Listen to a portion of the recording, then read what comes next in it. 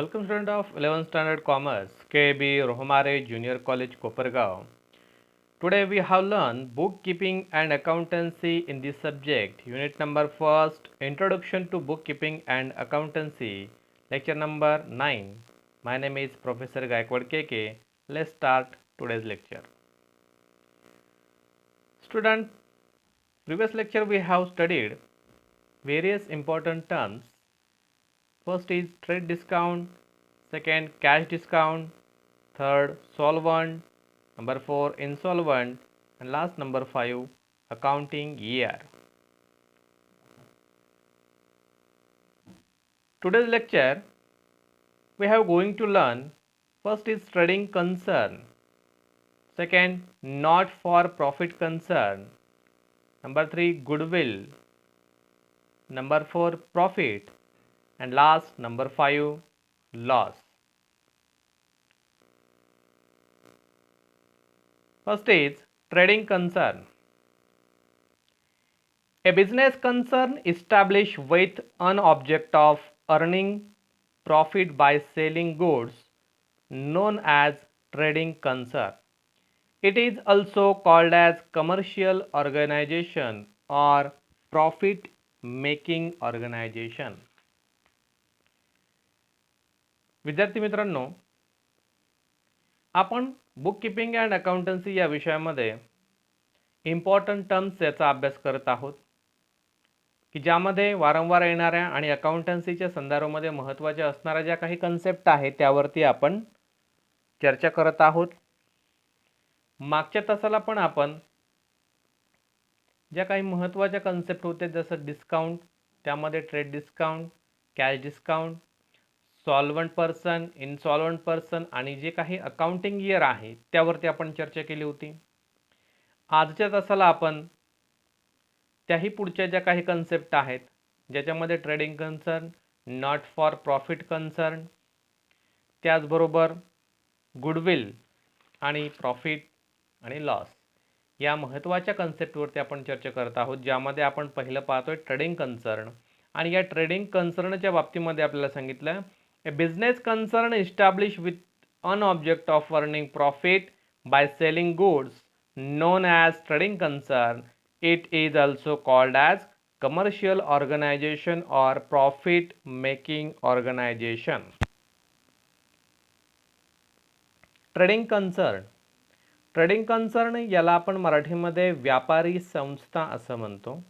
आणि या व्यापारी संस्थेच्या बाबतीमध्ये आपल्याला सांगितलं की a business concern establish with an object of earning profit. याचा अर्थ की या व्यापारी संस्था अशा संस्था आहेत की ज्यांचा मूळ हेतू किंवा उद्देश हा नफा मिळवणे आहे. म्हणजे नफा मिळवण्याच्या उद्देशाने स्थापन झालेल्या ज्या संस्था असतात त्यांना आपण ट्रेडिंग कन्सर्न किंवा व्यापारी संस्था असं म्हणतो.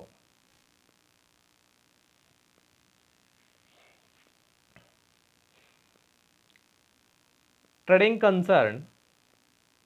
ए business concern establish with an object of earning profit by selling goods known as trading concern. Trading concern याला मराठीमध्ये आपण व्यापारी संस्था असं म्हणतो. या व्यापारी संस्थांच्या बाबतीमध्ये आपल्याला सांगितलं a business concern establish with an object of earning profit by selling goods known as trading concern. जे व्यापारी संस्था या अशा संस्था आहेत की ज्या नफा मिळवण्याच्या उद्देशाने वस्तूची विक्री करण्याकरता स्थापन झालेल्या असतात. अशा संस्थांना आपण ट्रेडिंग कन्सर्न किंवा व्यापारी संस्था असं म्हणतो. म्हणजे याचा मूळ उद्देश काय आहे? To earning profit. म्हणजे तुम्हाला नफा मिळवण्याचा आहे म्हणून नफा मिळवण्याच्या उद्देशाने ज्या संस्था स्थापन झालेल्या असतात अशा संस्थांना आपण व्यापारी संस्था किंवा ट्रेडिंग कन्सर्न असं म्हणतो. पुढे म्हटलं it is also called as commercial organisation or profit making organisation. म्हणजे या संस्थांना आणखी कोणत्या नावाने ओळखलं जातं की जसं आपल्याला सांगितलं कमर्शियल ऑर्गनायझेशन.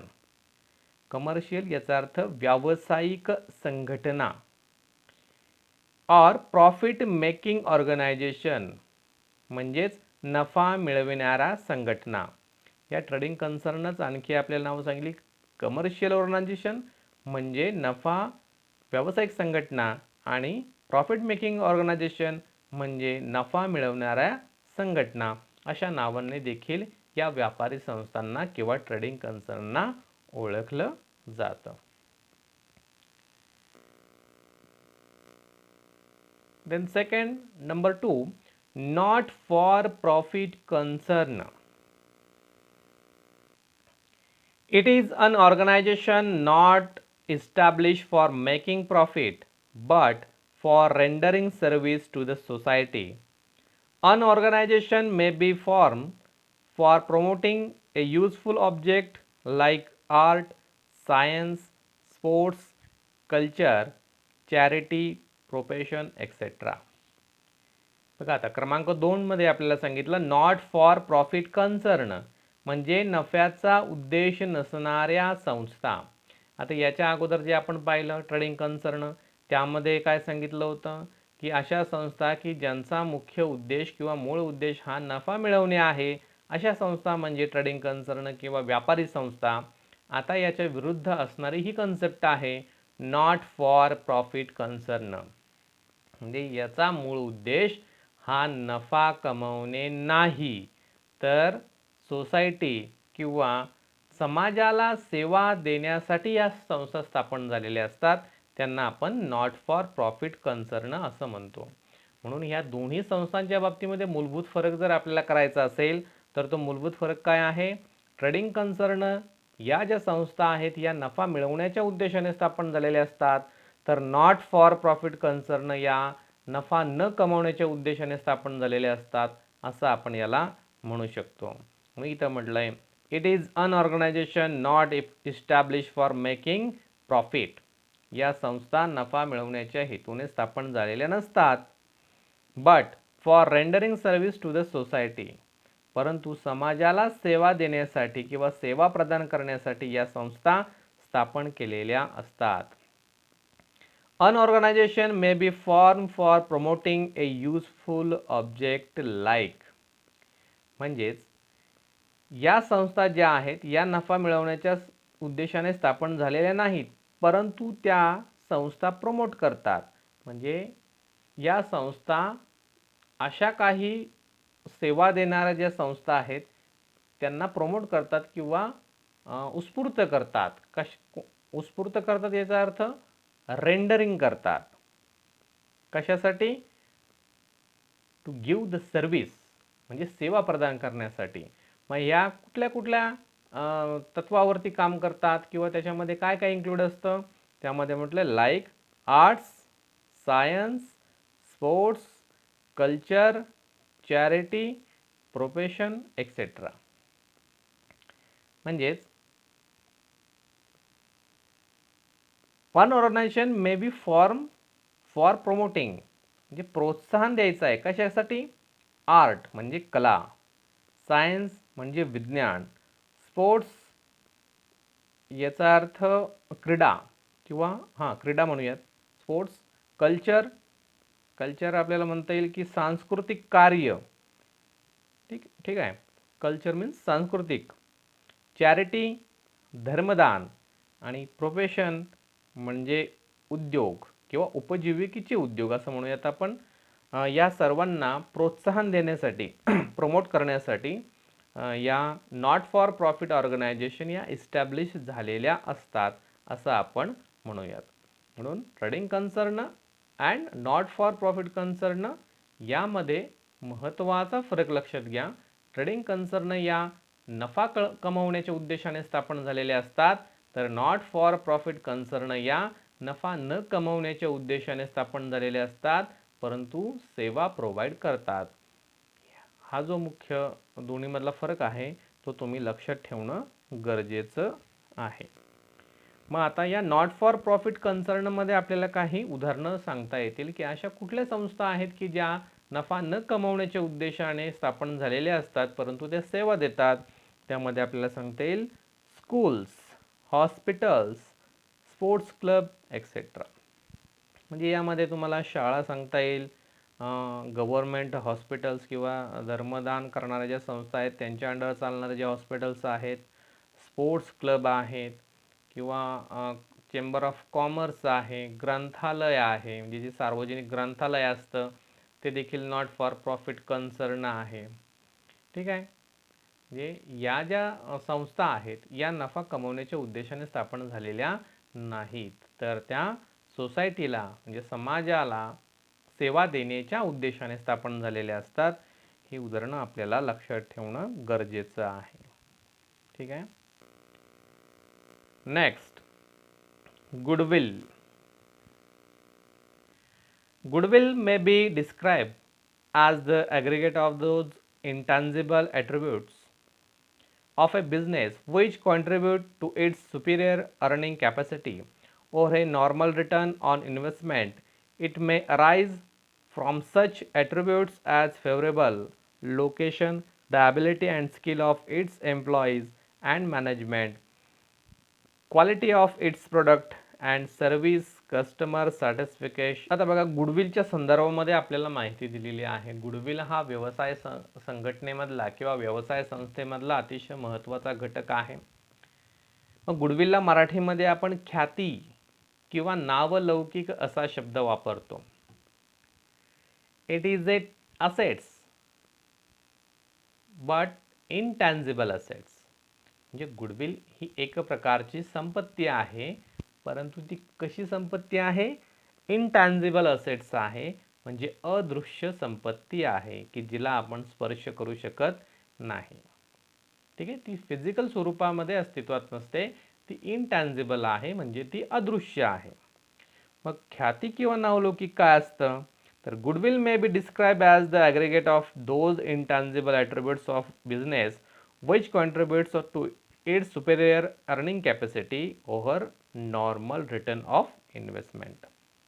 म्हणजे ख्याती किंवा नावलौकिक म्हणजे काय आहे? तर व्यवसायाचा पैशात मोजता येण्यासारखा नावलौकिक.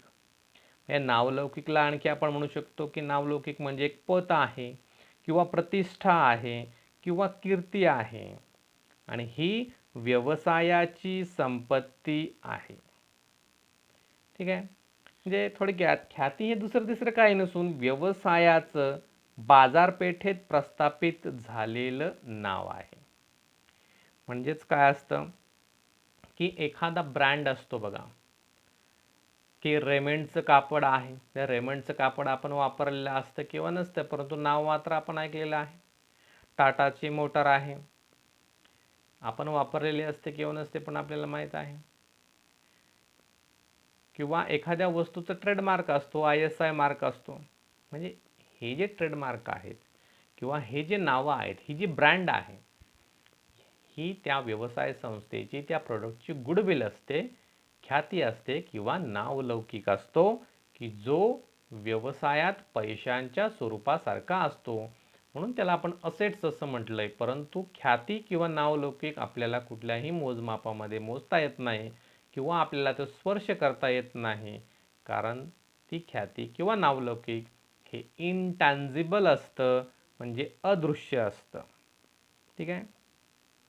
may arise from such attributes as favorable location, the ability and skill of its employees and management, quality of its product and service, customer satisfaction etc. म्हणजे ख्याती ही व्यवसायाच्या इतर अमूर्त संपत्तीला जोडलेली अतिरिक्त मूल्य असलेली अमूर्त संपत्ती आहे. थोडक्यात यामध्ये लक्षात ठेवण्यासारखं काय आहे की goodwill is a assets but intangible assets. ही संपत्ती आहे, नावलौकिक आहे, पत आहे, प्रतिष्ठा आहे, की जी अदृश्य स्वरूपात आहे, तिला आपण स्पर्श करू शकत नाही. मग त्याचा फायदा आपल्याला व्यवसायामध्ये होतो. तो कसा होतो? बऱ्याच वेळेला आपल्याला एखादं ब्रँड माहीत नसतं, फक्त नाव आपण ऐकलेलं असतं. पण नाव कधी ऐकतो? ज्यावेळी त्या वस्तूची विक्री बाजारपेठेमध्ये मोठ्या प्रमाणामध्ये होते आणि विक्री झाल्यानंतर त्याची ख्याती दूरवर पोहोचते, थेट आपल्या कानापर्यंत ती माहिती येते की अशा अशा किंवा XYZ वस्तूचं नाव आपल्याला माहिती होतं, की जे आपण कधीही पाहिलेलं नसतं, वापरलेलं नसतं, परंतु नाव मात्र आपण ऐकलेलं असतं. आणि त्या नावावरती ज्यावेळी आपण वस्तू खरेदी करतो अशा वेळी त्या वस्तूच्या खरेदीमागे गुडविल ही असेट्स असते. म्हणजे नावलौकिकामुळे ती वस्तू विकली जाते, म्हणून व्यवसायामध्ये त्याला महत्त्व प्राप्त झालेलं आहे. याला आपण गुडविल असं म्हणतो. मग त्याच्यात आणखी आपल्याला सोप्या भाषेत सांगता येईल, goodwill is the reputation of business expressed in term of money. म्हणजे ख्याती किंवा नावलौकिक म्हणजे व्यवसायाचा पैशात मोजता येण्यासारखा नावलौकिक. ते ख्याती आहे की जी आपल्याला पैशांसारखी मोजता येईल. म्हणजे जसं मी आता सांगितलं की एखादी वस्तू विक्री होते, इनटँजिबल असेट्स, जसं मगाशी आपण बोललो त्यावरती की गुडविल ही कशी असेट्स आहेत, तर इनटँजिबल असेट्स आहे, म्हणजेच अदृश्य अशी संपत्ती आहे जिला आपण स्पर्श करू शकत नाही, परंतु ती व्यवसायामध्ये असते किंवा तिचं अस्तित्व हे पैशाप्रमाणे आपल्याला पाहावयास मिळतं, असं आपण त्या संदर्भात म्हणू शकतो. म्हणून गुडविल ही कन्सेप्ट आपल्याला वारंवार अकाउंटन्सीमध्ये येणार आहे, त्यामुळे ती आपण लक्षात ठेवणं तेवढं गरजेचं असणार आहे. ज्याच्यामध्ये आपल्याला एक एक्झाम्पल ट्रेडमार्क, जसं आपण मगाशी बोललो की ट्रेडमार्क असतो किंवा एखाद्या वस्तूचा ब्रँड असतो की त्या ब्रँडवरून आपण ती वस्तू ओळखतो, म्हणून एक उदाहरण म्हणून आपल्याला ट्रेडमार्क या ठिकाणी म्हणता येणार आहे. Next is profit. When the selling price of goods is more than the cost of price, it is a profit. Profit increase the capital of the business. आता बघा, प्रॉफिट आहे, प्रॉफिटला आपण मराठीमध्ये नफा किंवा लाभ असं म्हणतो.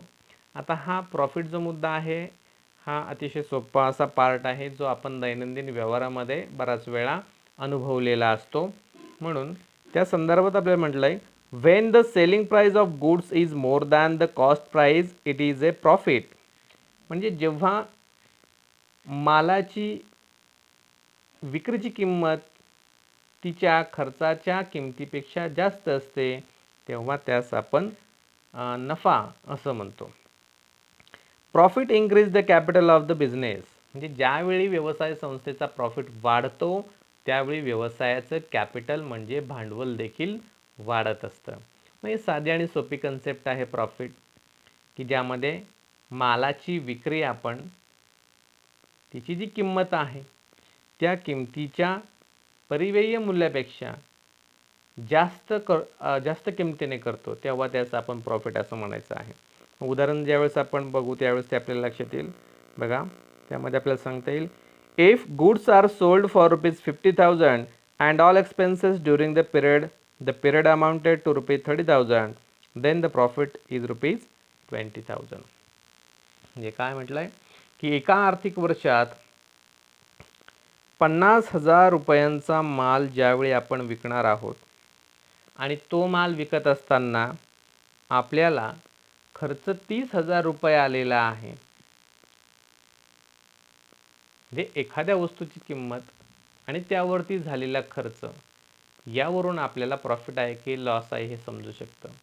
मग आपण वस्तू किती रुपयांना विकतोय? 50,000 आणि ती विक्रीसाठी आपल्याला जर 30,000 खर्च येत असेल तर निश्चितच आपल्याला किंमत जास्त मिळते आणि खर्च कमी होतोय, म्हणजेच याला आपण प्रॉफिट असं म्हणणार आहोत. मग 50,000 रुपयांचा माल विकलाय त्यावरती 30,000 रुपये खर्च आलाय, म्हणजे 50,000 वजा 30,000 याचा अर्थ 20,000 जी उरलेली अमाऊंट आहे तो आपल्याला प्रॉफिट असणार आहे. ठीक आहे, साधा आणि सोपं गणित आहे, ते सहज लक्षात राहील. Next is loss. When cost price of goods is more than its selling price, it is a loss. Loss decrease the capital of business. जसं प्रॉफिट आहे त्या प्रॉफिटच्या उलट असणारी कन्सेप्ट म्हणजे लॉस आहे. यामध्ये काय म्हटलंय, when cost price of goods is more than its selling price, it is a loss. म्हणजे जेव्हा मालाची किंमत तिच्या खर्चाच्या किमतीपेक्षा कमी असते तेव्हा त्यास तोटा असं म्हणायचं. मग आता तोट्याच्या बाबतीमध्ये काय सांगितलं, की आपण ज्या किमतीला वस्तू विकतोय त्या किमतीपेक्षा जास्त खर्च जर झाला असेल तर तो आपला तोटा असणार आहे. ठीक आहे. आणि ज्यावेळी व्यवसाय संस्थेला लॉस होतो अशा वेळी व्यवसाय संस्थेचं भांडवल देखील कमी होतं. प्रॉफिटच्या बाबतीमध्ये आपण काय पाहिलं की ज्यावेळी व्यवसायाला प्रॉफिट होतो अशा वेळी व्यवसायाचं कॅपिटल किंवा भांडवल हे इन्क्रीज होत असतं, म्हणजे वाढत असतं. तर लॉस ज्यावेळी होत असतो त्यावेळी व्यवसाय संस्थेचं जे कॅपिटल आहे ते डिक्रीज होतं, म्हणजेच कमी होतं, वजा होतं. मग याचं एक उदाहरण आपण पाहूयात. If goods are sold for rupees 50,000 and all expenses during the period amounted to rupees 60,000, then the loss will be rupees 10,000. म्हणजे एखादी वस्तू 50,000 रुपयांना आपण विकतोय, पण ती वस्तू विक्री करण्यासाठी आपल्याला 60,000 रुपयांचा खर्च झालेला आहे. म्हणजे विक्रीची किंमत कमी आहे आणि खर्च त्यापेक्षा जास्त आहे. म्हणून या उदाहरणामध्ये 50,000 रुपयांचा माल आपण विकतोय आणि त्यावरती खर्च जर 60,000 होत आहे तर निश्चितच आपल्याला 10,000 रुपयांचा लॉस होणार आहे, तोटा होणार आहे. हे 50,000 रुपये तिची मूळ किंमत आहे वस्तूची आणि विक्री करत असताना आपण ती 60,000 जर करत असू एक्सपेन्सेस जर वस्तूची किंमत जर 50,000 आहे आणि त्यावरती जर आपला खर्च 60,000 होत असेल तर निश्चितच 50,000 आणि 60,000 यामधला जो फरक आहे 10,000चा तो व्यवसायाचा तोटा असणार आहे. ठीक आहे. ही पण एक साधी आणि सोपी कन्सेप्ट आहे. लॉस ही आपण विक्रीच्या किमतीपेक्षा खर्च जास्त करतो त्याला आपण लॉस असं म्हणायचं. साधारणतः या 5 कन्सेप्ट लक्षात ठेवा की ज्या अकाउंटन्सीमध्ये ज्यावेळी आपण उदाहरणं सोडवणार आहोत. आता हा जो थेरॉटिकल पार्ट आहे हा थेरॉटिकल पार्ट आपल्याला उदाहरणं सोडवण्यासाठी महत्त्वाचा असतो. जोपर्यंत आपल्याला थिअरी जमत नाही तोपर्यंत आपण उदाहरणं सोडवू शकत नाही. म्हणून उदाहरणामध्ये ही येणारी जी नावं आहेत, जी कन्सेप्ट आहेत त्याचा फायदा आपल्याला ॲक्च्युअल प्रॉब्लेम सोडवताना होत असतो. म्हणून थिअरी शिकणं, ते माहीत असणं तेवढंच गरजेचं आहे. म्हणून आपण प्रत्येक कन्सेप्ट हळूवारपणे आणि त्याच्यातले बारकावे तुम्हाला मी सांगत आहे. ते तुम्ही व्यवस्थित ऐका, पहा आणि आपल्या घरच्या नोटबुकमध्ये ते नोट डाऊन करा की आपण प्रत्येक प्रकरणानंतर त्यावरती टेस्ट घेणार आहोत की जे तुमचं मूल्यमापनामध्ये गृहीत धरण्यात येणार आहे. म्हणून अकाउंटन्सीच्या संदर्भामध्ये वारंवार प्रॅक्टिस करणं हे गरजेचं असतं. म्हणून तुम्ही देखील झालेली जे काही कन्सेप्ट आहेत, झालेले जे लेक्चर आहेत ते पुन्हा पुन्हा बघा आणि आपल्या वहीमध्ये त्याच्या नोट्स काढून ठेवा. ठीक आहे. काही जर अडचणी वाटत असेल तर मला कमेंट बॉक्समध्ये मेन्शन करा, मी त्या सोडवण्याचा निश्चित प्रयत्न करेन.